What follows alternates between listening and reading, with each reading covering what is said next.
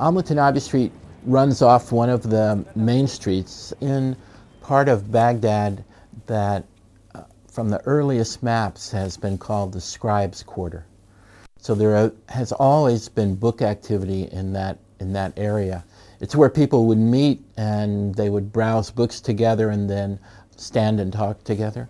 Even after the invasion and the occupation started and the violence began, it was a place that people felt really sheltered by all the knowledge and literature that surrounded them. I'll finish with a poem. It's inspired by the Al-Mutanabbi project. It's called Al-Mutanabbi Street. Al-Mutanabbi Street starts here.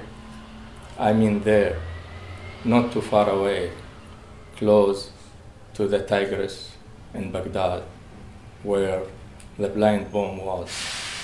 Was it one bomb or more? The dead books did not tell us. The martyrs did not tell us. The red ink did not tell us. Everyone was busy bearing their pains before the coming Friday, before a new carnival. No one was killed. The street, which lives in all of us, did not die. Al-Mutanabbi is a book. Have you ever seen a book die? Thank you. I remember I was in my kitchen reading the New York Times and I came upon the account of the bombing.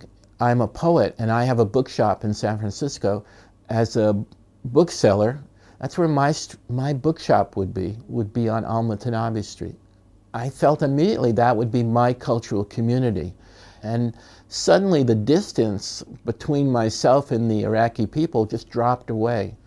I felt devastated. I felt like, as someone in the West, someone from the country that had helped set the table for this, that there had to be a response.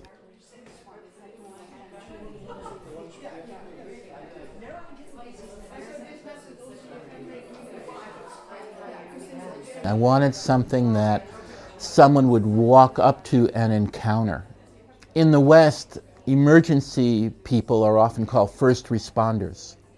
Well, when there's been a national tragedy or when people have been addressing a need for social justice, I feel like letterpress printers have historically been first responders. I started calling artists that I knew and printers that I knew to issue a call for what we call in the States broadsides, what you call here posters. There's something about them that draws you to them and you want to examine them much more closely.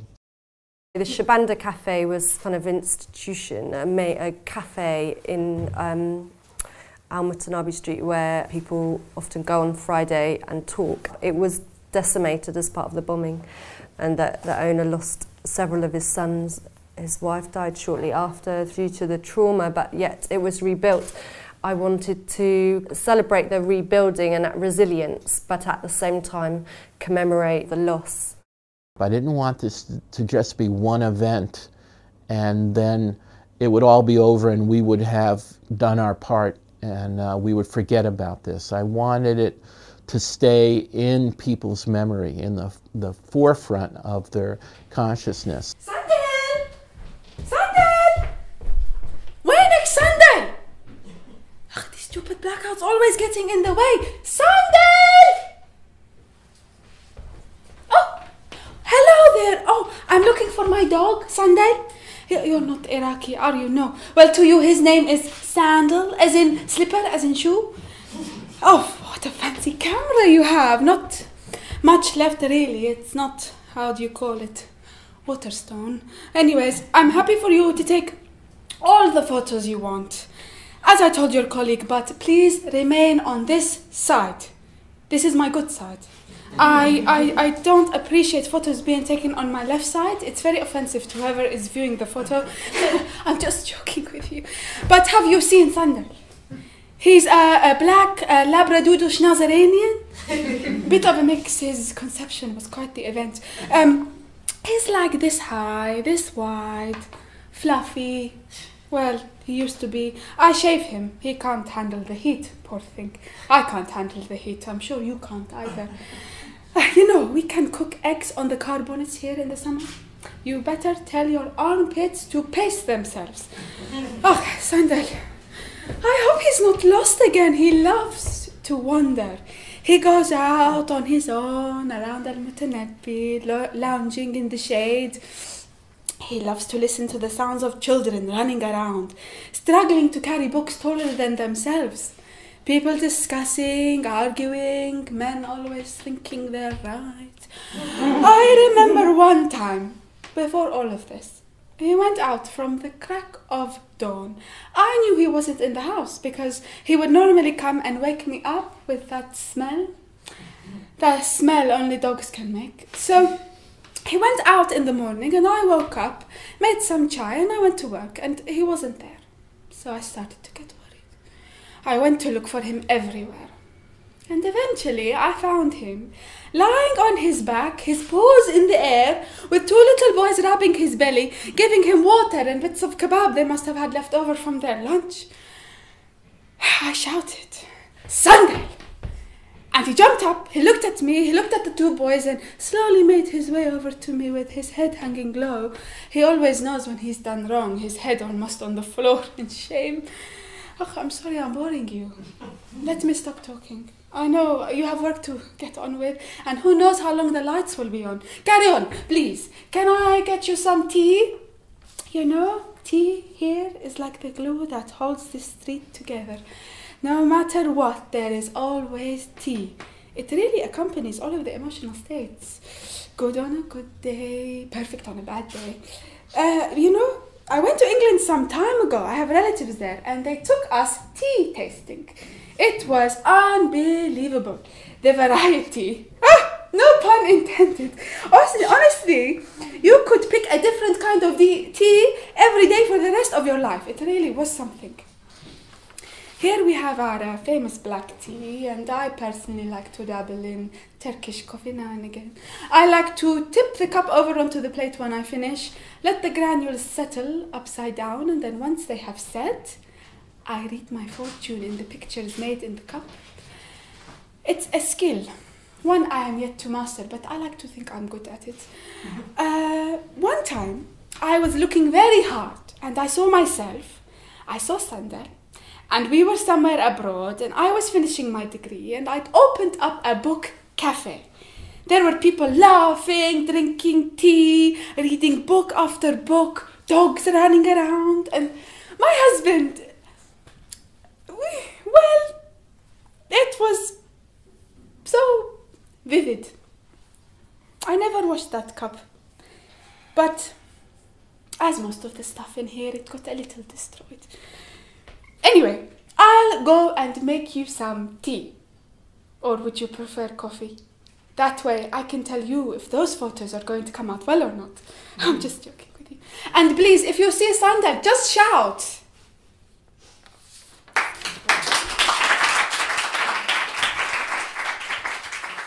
This project is not a healing project.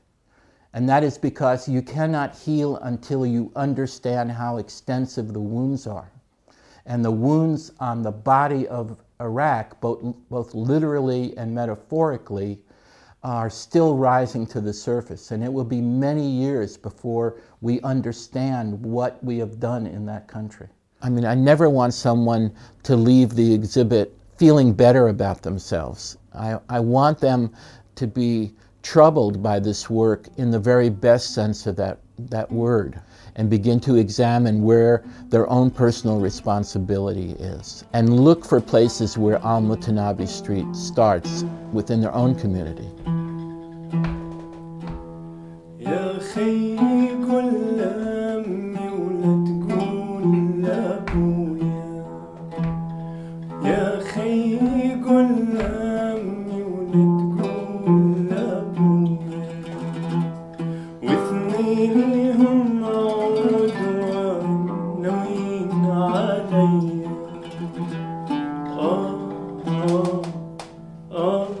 يا وعدي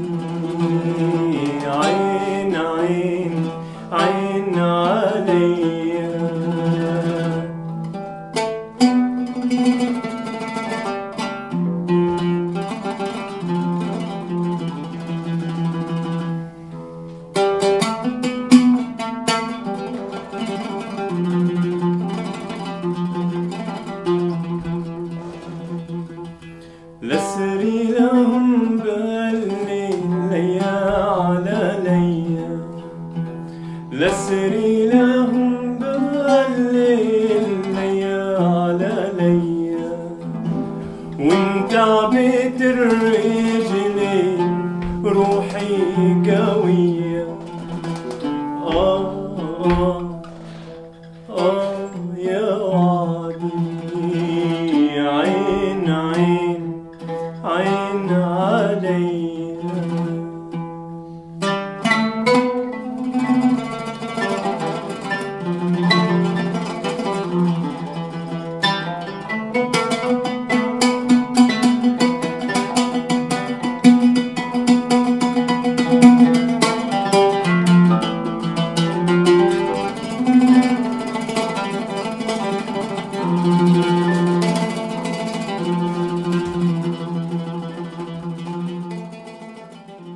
My government and many of the people in my country simply want to walk away from Iraq.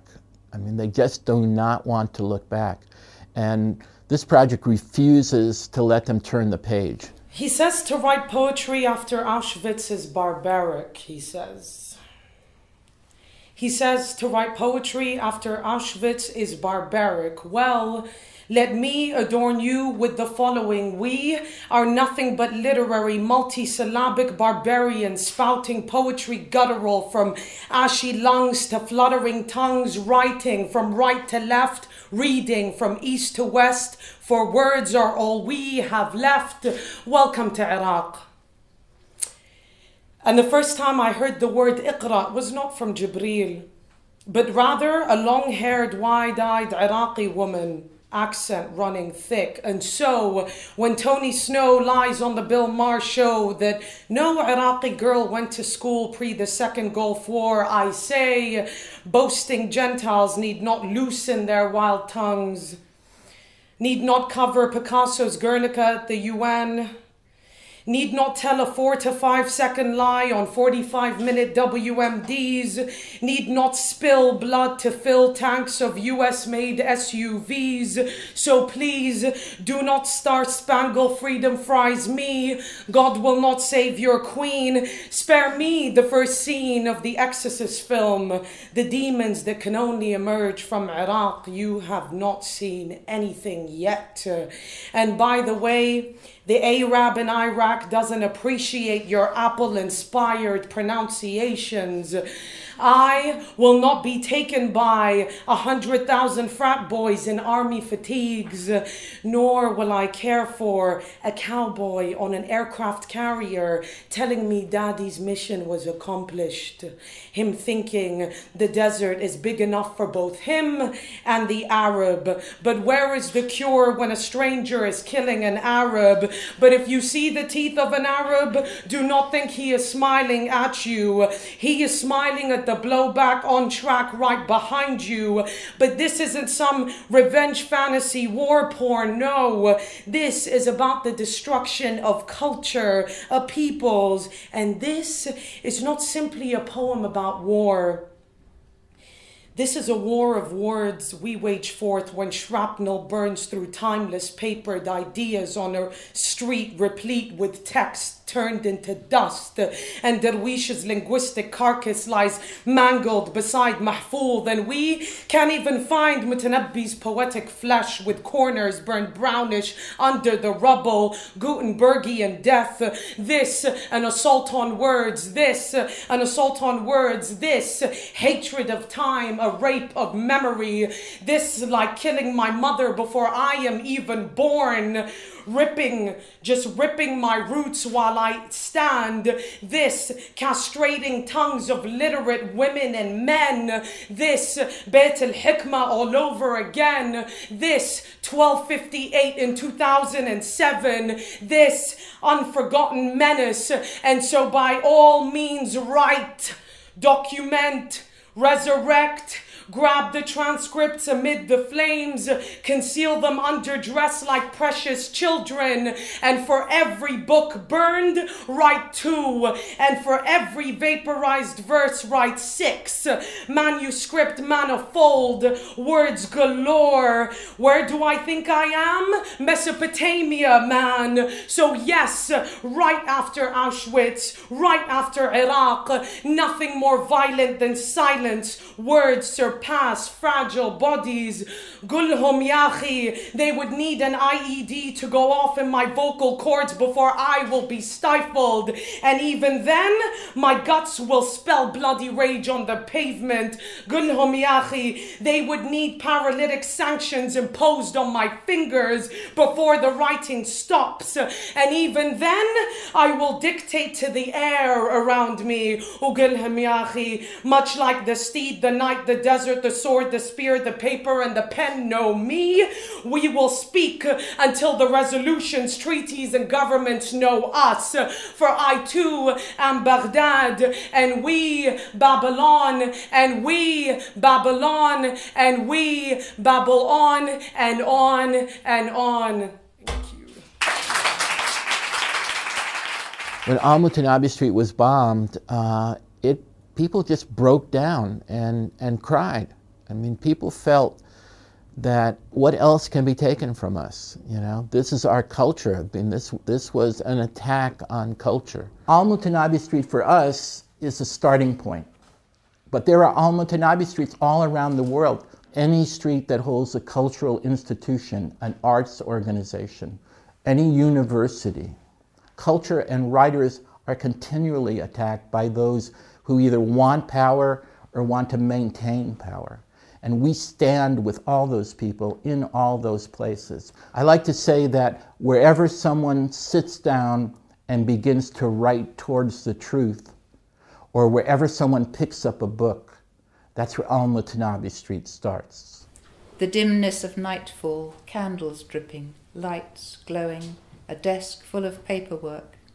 Images and photographs vie for attention. A scuff of dirt, a tray of drinks, a hidden manuscript. A pair of glasses rubbed with a cloth. A cloud overhead. Refreshing raindrops splatter. Bright sunshine erupts. An umbrella drips in a corner. A single sheet of paper. A scribbled line. A stain is cleaned. Tobacco is stuffed in a chorus of pipes. A gentle stroll through the paperbacks and manuals. A tap drips quietly. An aisle. A paper bag clasps a newly purchased precious book. A conversation finishes. A nod. A bird swoops overhead. A frown. A car sidles past. Metal. Wood. Stone. A bicycle bell rings. A bag sways, a purse opens, a mirror shines, a scrape of shoes, a door handle turns, a knee is bruised. The sky overhead, a fly alights, a memory is made. A sheet of paper, a gentle fold, a staple is unpicked, a door opens, another one closes, a pathway is worn through piles of paper. A window looks over, string is tied, a handshake is made, a greeting is called, a toy is played with, a ribbon is tied. A length of cotton is cut, a soul passes by. Autumn leaves, a shaft of light, a strip of paper is carefully torn. An argument is settled, a title is decided, a receipt is written. Water is mopped, a caption explains, a brow is wiped, a piece of bread is dropped, the smell of coffee lingers, a feather twirls in the breeze, summer heat, a small bell jingles, the click of a pen, a length is cut, a leaf is collected, a poet posits a kettle, sings, a writer scribbles, a bookseller calls, a page turns, a cover is blocked, a printer watches, a press rattles, A dictionary is consulted, a zine is copied, a codex opens, an alley meanders, an artist sketches, a manual is dog-eared, coffee bubbles, morning arrives, young laughter peals, a comic is opened, sweet wrappers unwind, a cornet of paper, a chair is dragged to a busy table, a bottle is dipped in, a debate is argued, a glass of water, graffiti, a brush flows over paper, a paradise is mentioned, cologne wafts, lunch is eaten, a rustle of pages, a greeting card is signed, a pen is pocketed, a ruler is aligned, thunder rumbles in the distance, a soft pencil traces, a gift is given, a promise is made, darkness wanes, a journal waits, a shaving of ice is drizzled with syrup, a delivery is made, a gathering of shoes tumbles, a walk through the pages, a ghost slips by, cups are washed, a future is dreamed of. A cat scratches, words abound, a sigh goes unnoticed, winter chills, hope is given, a footprint falls, dust settles, smoke puffs, a place recalled, a sheet ruffled, a sentence completed. Dinner is taken, a glimpse, a message, a call, a discussion, coins rattle, a carrier bag rustles, a history is remembered, a past is forgotten.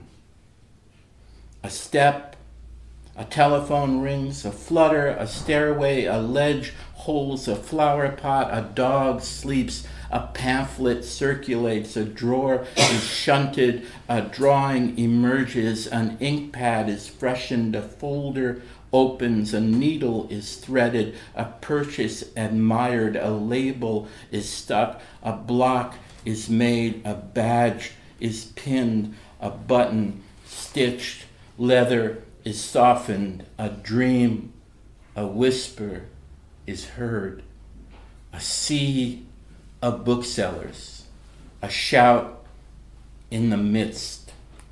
And then on the next pages of her book is that. All the small details of a life lived and taken in one moment. And that's why we make these books, and that's why we make these broadsides. There's a member of our project named Stephanie Saw who's done a book called I Dare You. And what she says at the end of the book is, wherever this book is exhibited, I want you to burn it. I want you to tear it up. I want you to shred it, because I will make another. And that's the essence of this project. We will always make another. Thank you.